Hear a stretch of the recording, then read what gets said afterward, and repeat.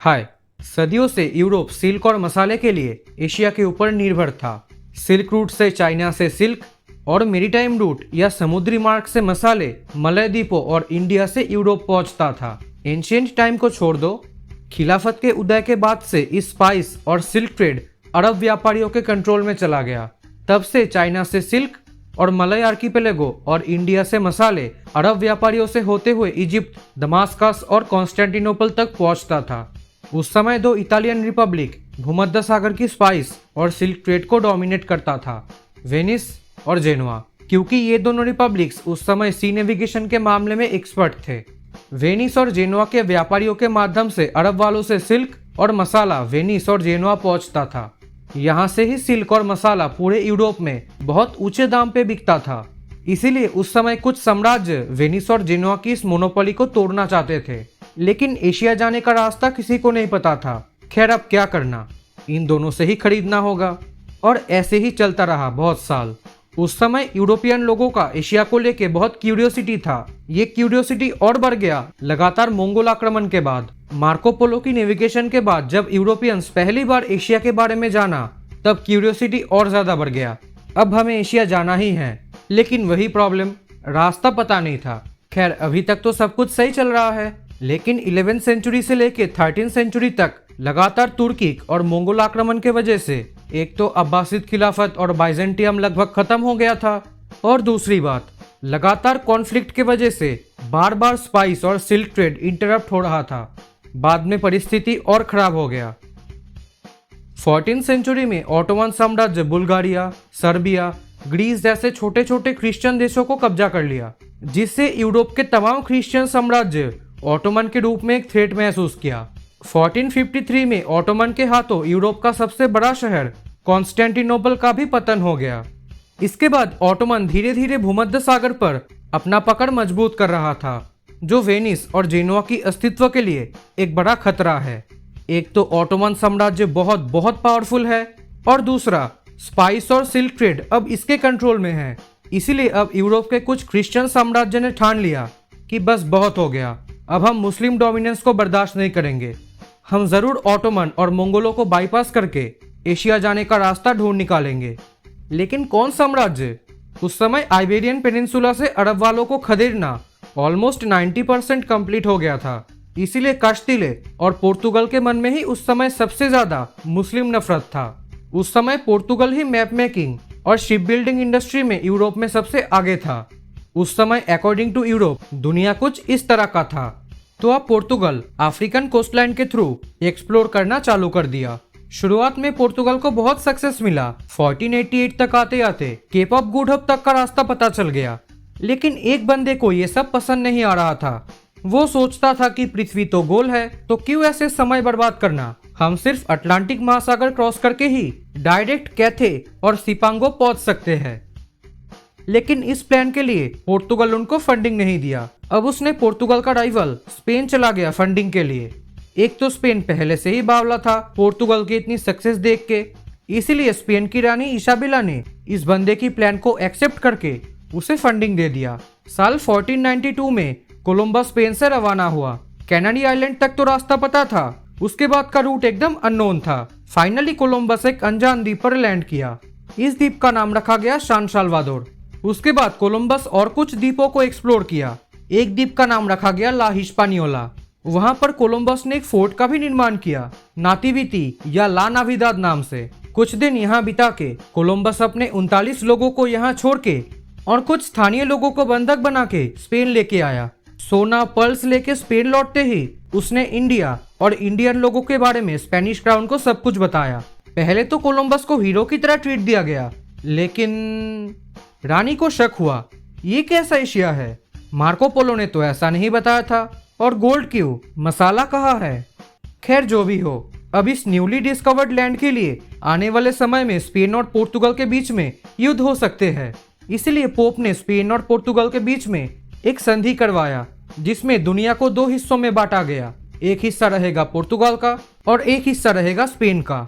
इसी साल कोलंबस वापस एशिया की तरफ रवाना हुआ, वहां पर एक परमानेंट कॉलोनी बनाने के लिए।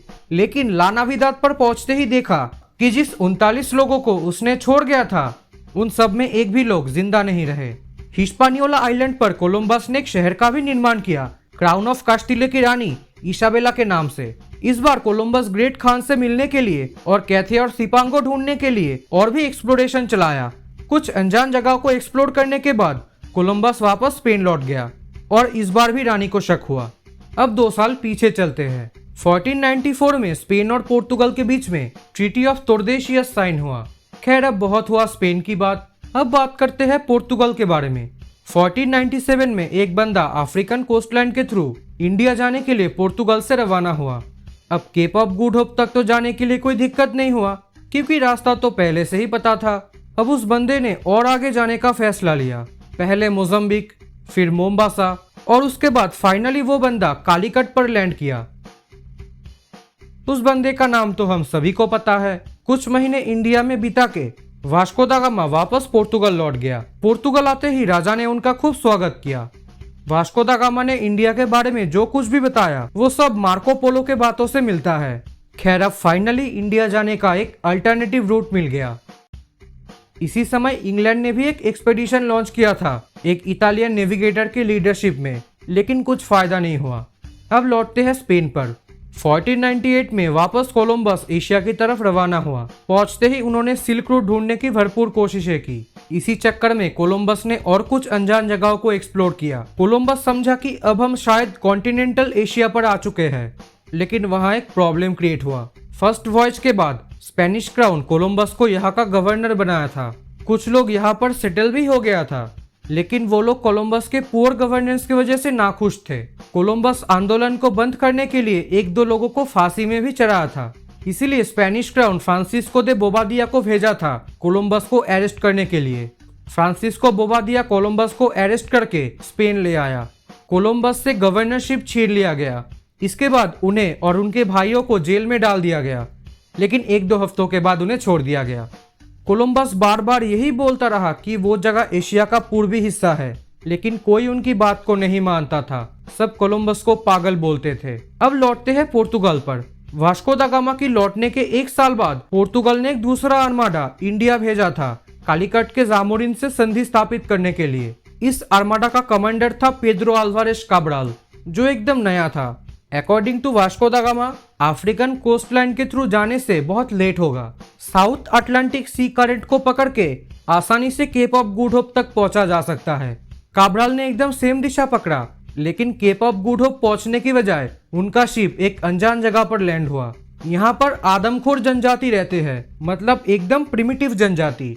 कुछ दिन यहाँ बिता के यहाँ से कुछ इन्फॉर्मेशन गैदर करके वह वापस इंडिया की तरफ रवाना हुआ। पोर्तुगल लौटते ही उन्होंने इस अनजान जगह के बारे में राजा को बताया। राजा खुश हुआ क्योंकि वो जगह ट्रीटी ऑफ टोर्देशियस के तहत पोर्तुगल के हिस्से में पड़ता है। अब लौटते हैं स्पेन पर। अब कोलंबस स्पेनिश क्राउन से आखिरी बार रिक्वेस्ट किया अपने आप को साबित करने के लिए कि वो जगह एशिया ही है। स्पेन आखिरी बार के लिए कोलंबस को फंडिंग दिया। स्पेनिश क्राउन ने कोलंबस को 2 शर्त पर ही फंडिंग दिया। नंबर 1, हिस्पानियोला में रुकना मत, और नंबर 2, और वेस्ट में जाओ। 1502 में कोलंबस एशिया की तरफ रवाना हुआ। इस बार कोलंबस सिल्क रूट और स्ट्रेट ऑफ मलाक्का ढूंढने के लिए और पश्चिम में जाके पागलों की तरह छान मारना चालू कर दिया। इस बार कुछ सिविलाइज्ड जनजातियों से मुलाकात हुआ, लेकिन अल्टीमेटली रिजल्ट वही निकला। बहुत सारे अनजान जगहों का तो खोज मिला, मगर सिल्क रूट कहीं नहीं मिला। कुछ दिन जमाइका में बिता के कोलंबस स्पेन लौट गया। इस बार भी कोलंबस ने दावा किया कि वो जगह 100% एशिया ही है, लेकिन कोई भी उनकी बात को मानता नहीं था। और ऐसा करते करते साल 1506 में उनका मृत्यु हो गया। अब सवाल है, कोलंबस जिसको एशिया बोल रहा था वो जगह एक्चुअली में कौन सा है? खैर, कोलंबस की ये सब क्लेम के बीच में एक और बंदा अटलांटिक महासागर के उस पार बहुत सारे एक्सपेडिशन चलाया था, और इन सभी एक्सपेडिशन को समराइज करके फाइनली उसने बताया कि ये तो कंफर्म है कि कोलंबस इंडिया पहुंचा ही नहीं था, लेकिन वो जहां पर पहुंचा था वो कोई नॉर्मल जगह नहीं है। वो एक अलग महाद्वीप है। यूरोप, अफ्रीका और एशिया के बाद दुनिया का चौथा महाद्वीप। खैर, अब क्या होना था? न्यू वर्ल्ड की डिस्कवरी के बाद स्पेन और पोर्तुगल कुत्तों की तरह यहाँ पर टूट पड़ा, जिसका नतीजा स्पेन अगले 20-30 सालों के अंदर ही यहाँ के रिच सभ्यता, माया, अज़टेक और इनका साम्राज्य को दुनिया से मिटा दिया। और इसी तरह से मानव जाति का एक नया अध्याय चालू हो गया। धीरे धीरे और भी यूरोपियन पावर्स यहाँ पर अपना कॉलोनी बसाया और कहा जाता है इसके बाद से ही रेस्ट ऑफ वर्ल्ड से यूरोप की एक्सेलरेशन शुरू हो गया था। इस बंदे का नाम तो बताना ही भूल गया। अब क्योंकि अमेरिगो वेस्पुची ने ही पहले बताया था कि ये एक अलग महाद्वीप है, इसलिए उनके नाम से ही इस महाद्वीप का नाम रखा गया अमेरिका। तो ये थी आज का वीडियो। उम्मीद करता हूँ आप सबको ये वीडियो पसंद आएगी। Thanks for watching.